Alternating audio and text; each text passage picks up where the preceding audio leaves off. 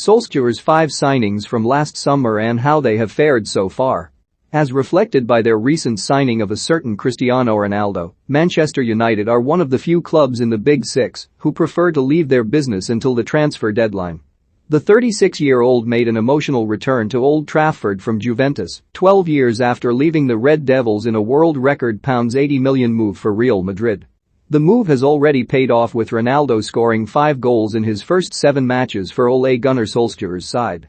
Ronaldo joined earlier summer arrivals Jadon Sancho and Raphael Varane, who signed from Borussia Dortmund and Real Madrid respectively. The majority of Man United fans regarded it as their best transfer window since Sir Alex Ferguson's retirement.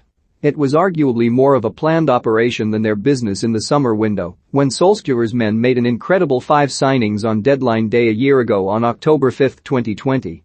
Up until that point, the £35 million capture of Donny van de Beek from Ajax was their only summer arrival, and executive vice-chairman Ed Woodward had come under fire for failing to land targets. One of which was Sancho, who United chased for the best part of 18 months, only to fail in their first attempt to prize him away from Germany before sealing the transfer in July 2021.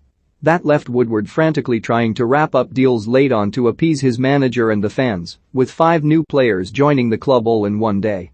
But how have the quintet fared since pulling up for their first day at Carrington? Mirror Football examines their impact in their first 365 days in Manchester. How would you rate Manchester United's transfer business across the past 12 months? Comment below. As debut seasons in the Premier League go, Edinson Cavani's impact on English football was right up there after signing on a free transfer from Paris Saint-Germain. The 34-year-old knew that with Marcus Rashford and Anthony Martial for company, he would not be an automatic starter. But in the games he was brought on, Cavani showed the tenacity and desire to help out the team and notched a number of times from the bench. He started only 19 games in the 2020-21 season, but still managed to score 16 goals in all competitions, making 33 appearances in total. Having only penned a 1-year deal when he first signed, few could argue against him signing a 12-month extension earlier this summer. His value to the team and appreciation by the fans was reflected when a clip of him chasing down a loose ball from the other side of the pitch to earn a corner went viral. It remains to be seen what lies ahead for his future after Ronaldo's arrival, even if Solskjaer has insisted the pair can play together up front.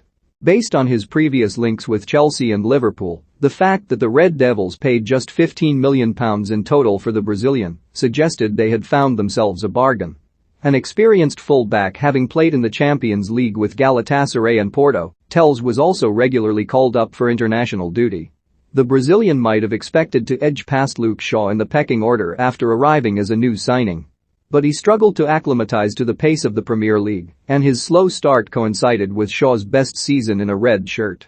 Telles made only 9 Premier League appearances last season, with 11 of his 24 outings coming in European competition. He opened his account with a phenomenal strike against Villarreal in the Champions League last month, but is largely disappointed when Solskjaer has given him a chance to impress. Now 28, it seems likely that Telles will be offloaded next summer if his playing time does not improve.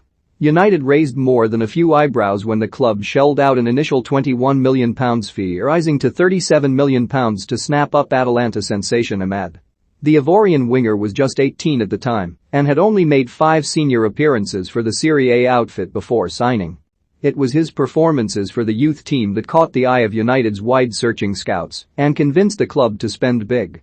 He later arrived in January 2021 and made a quick impression on his coaches in the under-23 side.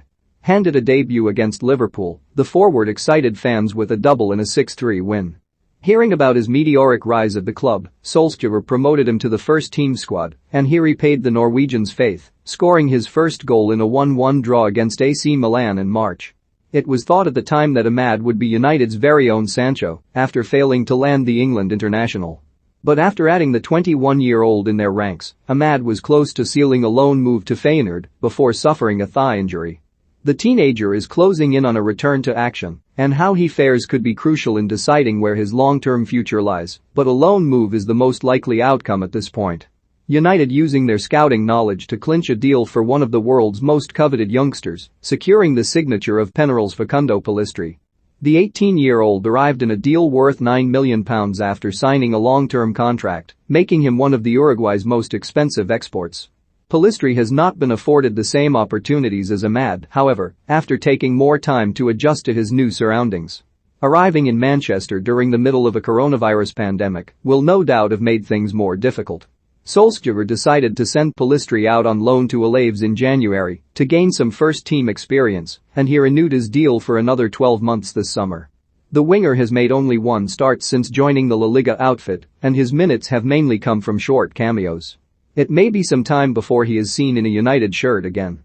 A move that went somewhat under the radar, United's capture of 16-year-old wonderkid Willy Kambwala could prove a shrewd signing for years to come.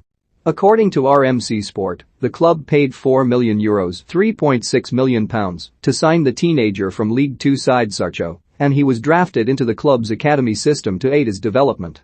The young Frenchman's first year has been filled with frustration, having suffered a long-term injury which kept him sidelined during a critical period for adaptation. He is now back on the pitch and fit again, turning out for United's under-18 side recently against Birmingham City, and youth coaches are thought to be excited about his potential.